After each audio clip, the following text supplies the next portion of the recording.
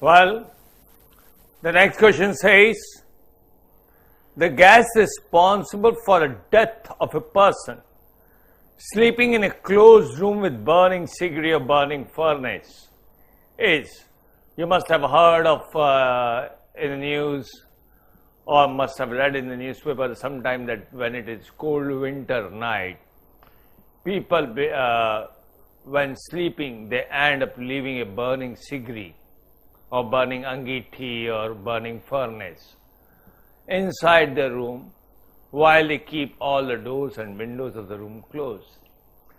And in most cases, such people, they end up suffering from headache, etc., or they even die. Now, which gas? The question is, which gas is responsible for it? Is it excess of carbon dioxide? Naturally, when you are burning a cigarette, carbon is burning and is producing carbon dioxide. It can be carbon dioxide. Excess of oxygen, no, because oxygen is being consumed. So this can't be an option. Production of nitrogen, the fourth step, again it can't, because nitrogen is not involved in the process of respiration. We cannot make use of nitrogen present in the air. So D is also not there. Hence, we are left with two options, excess of carbon dioxide or production of carbon monoxide. What happens is, when the room is closed, there is no gases exchange between the room inside and the outside air.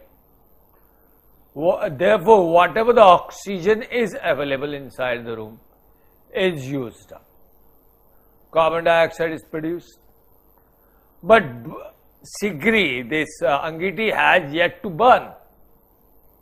The coal inside that has to burn. It needs oxygen. So what it does is that in that case then, two molecules of carbon dioxide splits, producing two molecules of carbon monoxide and a molecule of oxygen. And hence, the carbon dioxide produced initially has been changed into carbon monoxide. And we know carbon monoxide is deadly poisonous, because hemoglobin in our RBC would pick up carbon monoxide 250 times more faster, more quickly than oxygen. That means hemoglobin, instead of oxygen, is now binding with the carbon monoxide. As a result, the same hemoglobin goes into the body cells. But here is the hemoglobin without oxygen. So what happens? Body cells start struggling and they end up dying. And dying of the cells means the dying of the person. So the correct option is C, production of carbon monoxide. Next, in a normal healthy person, the duration of a single heartbeat is, in a normal healthy person, if you look at, the average is considered to be 72 times. That means in 1 minute my heart or our heart beats 72 times. Then how much time does a single heartbeat takes? In minutes, 1 minute is equal to 60 seconds. That means in 60 seconds, my heart is beating 72 times, then in 1 minute, 1 beat, it is taking how much? 60 upon 72 is equal to about 0.8 seconds. And hence the correct option is D.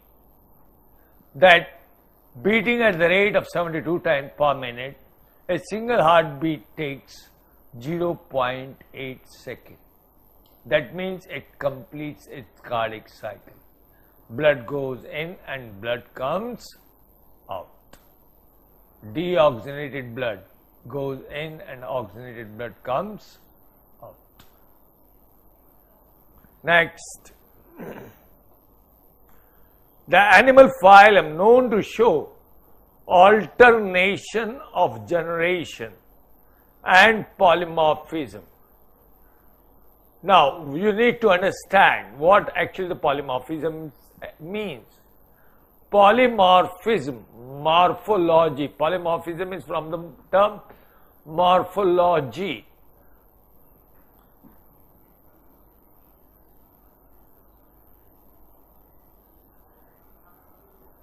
And morphology is what? Study of external features.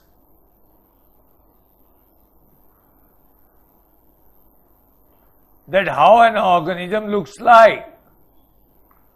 Now, if an organism shows polymorphism, then that means it keeps on changing its shapes. That is, external feature does not remain the same. It changes every now and then. Now, which animals have this property? If we look at the Coelenterata examples, you have got Hydra. They show polymorphism because during their vegetative phase and reproductive phase, they appear differently. They appear different.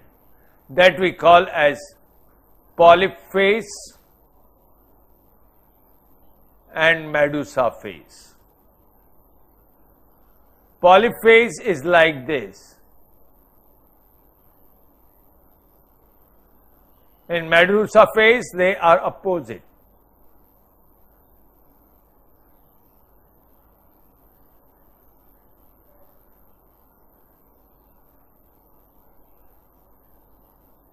Somewhat like this, you can say. That polyphase, they are straight, erect, and in medusa phase, they get inverted. They get upside down. Now, this sort is the characteristic of Coelenterata to be the correct option.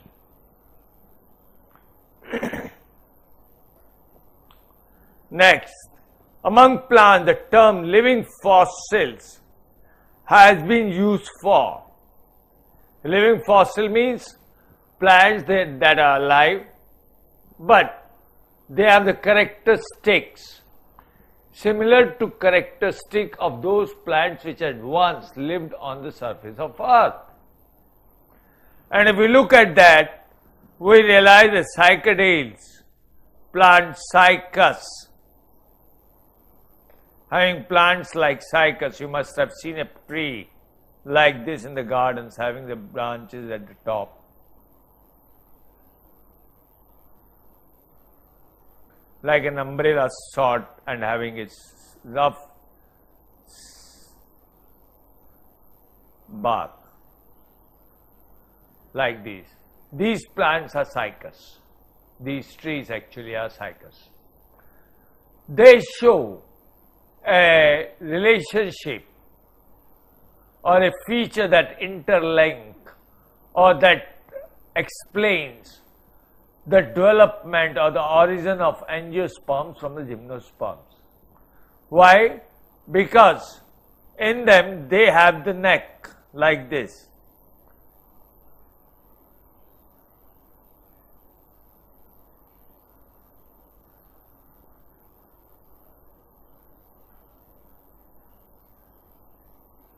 With the ovule cell here. Now what happens is, their sperms that they produce are also motile. Now the presence of these motile sperms or anthrozoids in cycas is a feature that interlinks the gymnosperm, pteridophyte gymnosperms and angiosperms originating from them. So it is the cycadales that are considered as living fossils.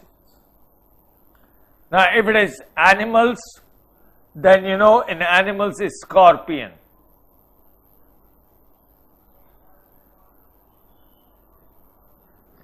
Scorpion is an example of a living fossil. Why? Because it lays eggs, and once it lays eggs, the young ones that hatch, that come out, it carries the young ones on its back, like a monkey carrying its offspring onto its back or at the bottom to provide protection. The same is done by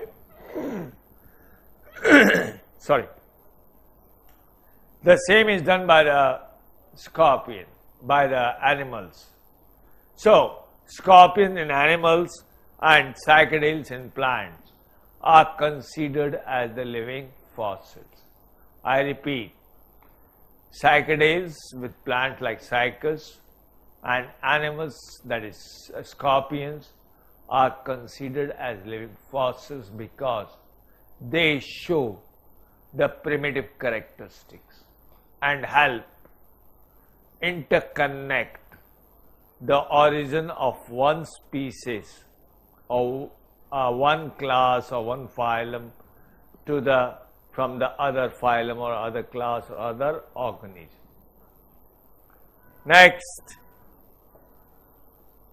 the site of photorespiration. Photorespiration, is a wasteful process.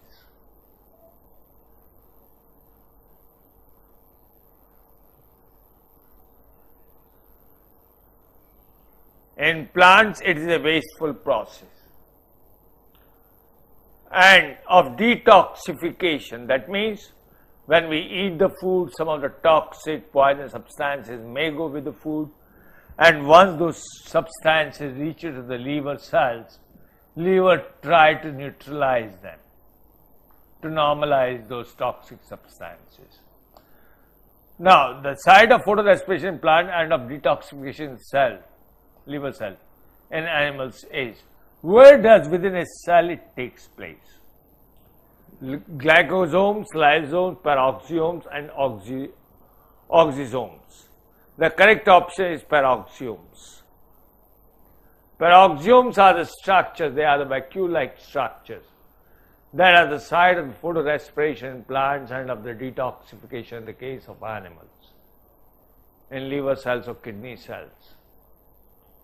Because glycosomes are associated with the metabolism of glucose, lysosomes carry hydrolytic enzymes necessary for intracellular digestion, while oxysomes are the granular particles found on the inside lining of the mitochondria, that is cristae. So the correct option goes to C. Next, the connective tissues which interconnect the two bones at the synovial joints. If this is a synovial joint,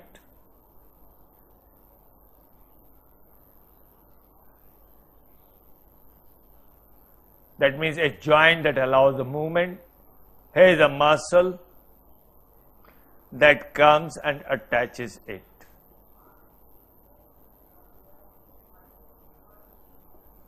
And then there is another connective tissue which interconnect these two bones. Now this part, somewhere here, where the muscle attaches to the bone, is what we call as tendon. Now this part, this connective tissue, which interconnect the two bones at the point of the synovial joints, is what we call as ligament. Hence the correct option is ligament. That ligaments interconnect the two bones, whereas the tendons interconnect the muscle to the bone or vice versa, that is bone to the muscle. Next, the total number of bones in the human legs is, in human leg, that is from groin region up to the foot. If we look at first, we have got femur,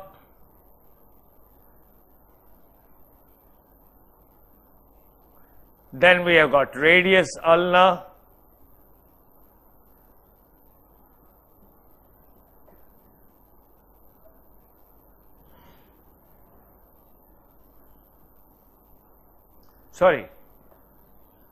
is tibia,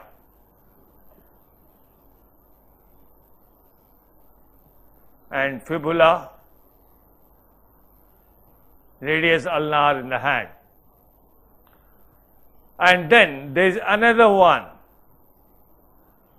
that we call as patella.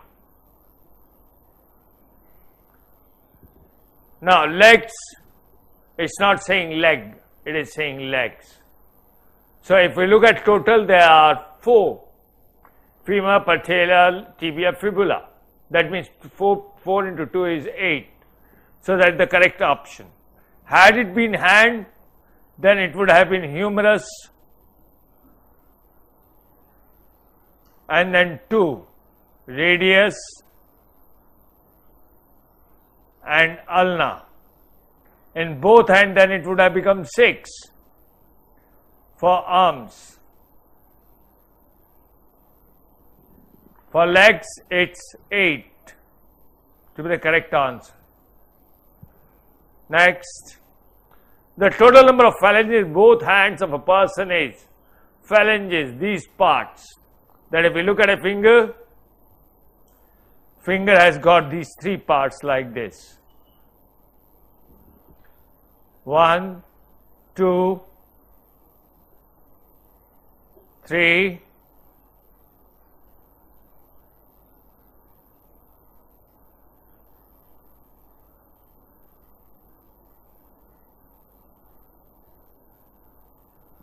then comes the thumb, which has got 2. But here if we look at it, 3 into 4, 12 of one and 12 for another. How much? 24 plus 2 plus 2, 4. That makes how many? 28.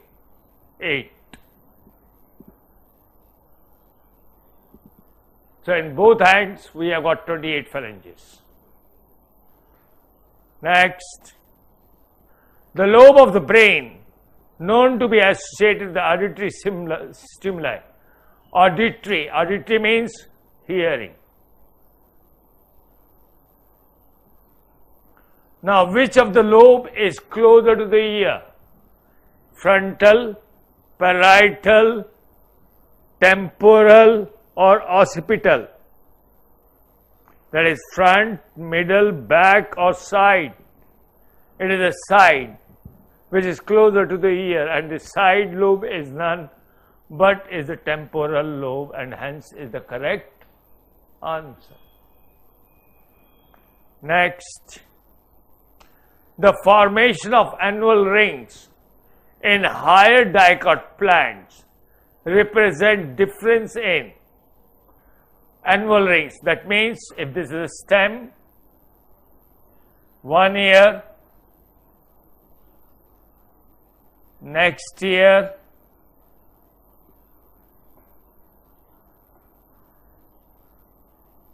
next season, not year, or next season,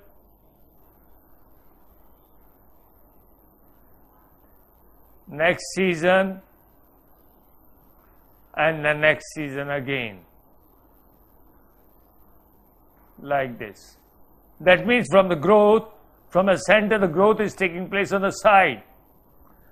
Hence, the growth is lateral. That means vertical growth, vertical growth, vertical growth is out. Because vertical growth is the growth in height. So, first vertical growth out. Second, vertical growth out. Third, vertical growth out. Lateral growth. This is the lateral growth, so option D is the correct option. See, that's how. Question may look long and difficult, but it's not. What you need is a bit of the understanding with respect to what actually the question has been asked. So it is very important to comprehend or understand the question before you go into the option.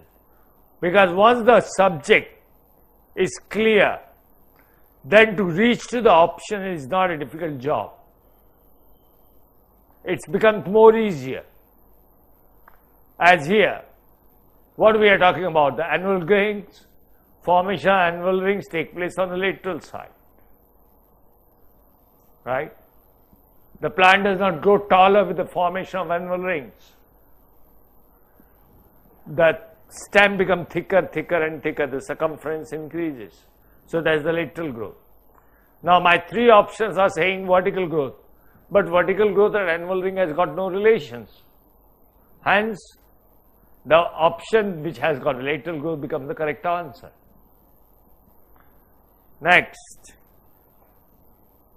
apical dominance in plants. Apical dominance means if I take a potted plant,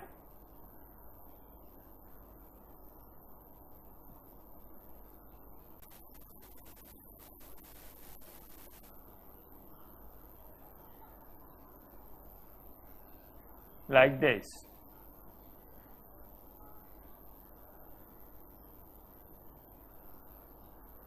I have planned this part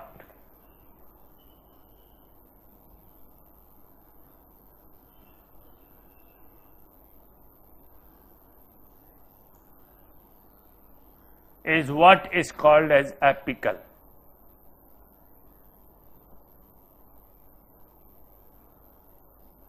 Apical meristem. Now if I cut this part,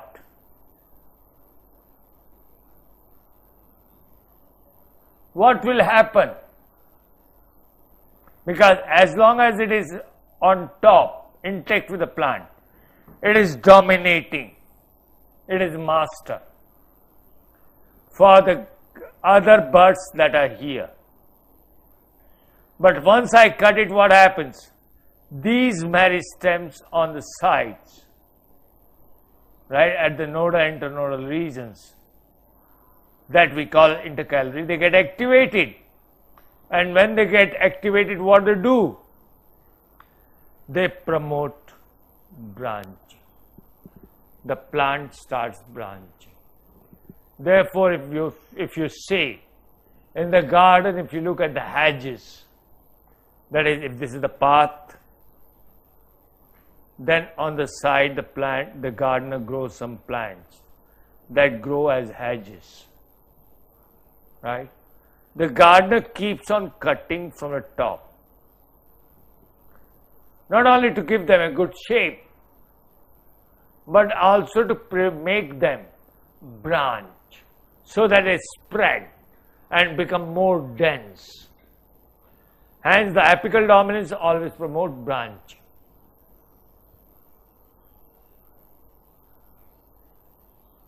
Next, lymph as a fluid connective tissue. We know in our body there are only two types of fluid connective tissue. One is lymph and the other is blood. Blood has got RBC, WBC and blood platelets. And what about the lymph? Does lymph has got RBC? No, because it is yellowish in color. Lymphocytes, that is the type of WBC, it has. Thrombocytes, no, it does not have these thrombocytes. So the correct option is that lymph as a fluid connective tissue, white yellowish in color, is devoid of both RBC and thrombocytes. Blood platelets or thrombocytes play no role in the process of blood coagulation or clotting. Next,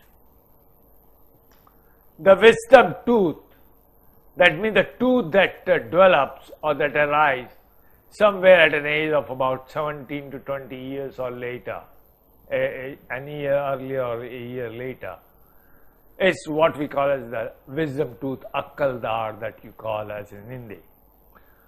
What is that? Is it a molar or premolar, and which is the molar? You know, it is a molar tooth because it grows at the end, and the teeth at the end are the molars. And how many molars are there? Human has got 3 molars. So all have got 2. Those who have got the wisdom tooth, they instead of have got the 1 more. That means 3 molars. So, what is the wisdom tooth? Wisdom tooth is the 3rd molar, which is the correct option because 2 are already there. If wisdom and the wisdom tooth arises, that means the 3rd molar is coming up. Next, the bile released into the food in duodenum is synthesized in. If we look, if this is the stomach part, food comes in here into this C shape or U shape structure or tubular structure. Here the 2 tubes open,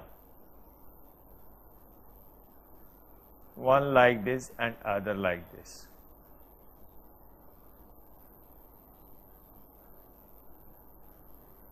They are leaf-like structure that we call as pancreas, and here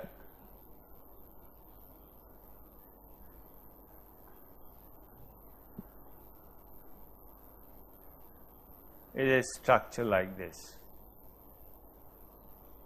which is further connected in. This is gallbladder.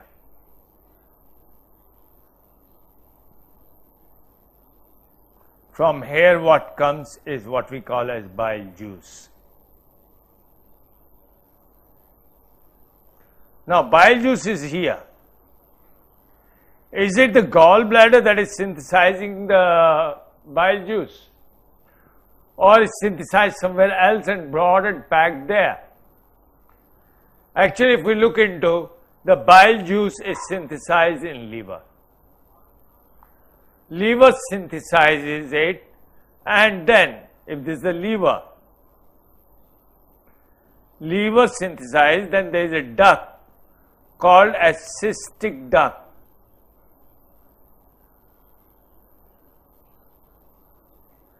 Through this cystic duct, the bile juice is brought here and is stored, and would remain stored unless the food comes in here. Once the food comes in the duodenum, bile from the gallbladder is expelled to go and mix with the food.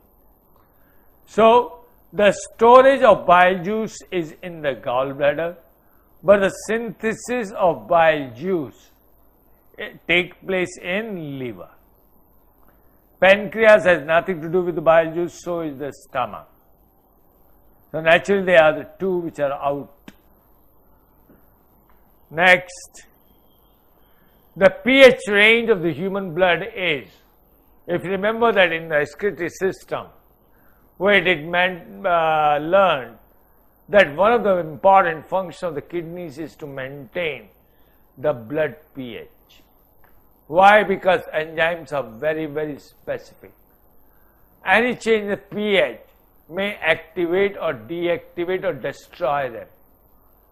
Hence, for the body, it is necessary that a specific pH should be maintained for the blood. And what that pH value is, that pH, the range of that pH value is 7.2 to 7.4.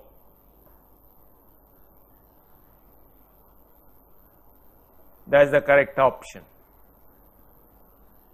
7.2 to 7.4. Anything more or less can be deadly. Within this range, body is okay. Any further change can affect it.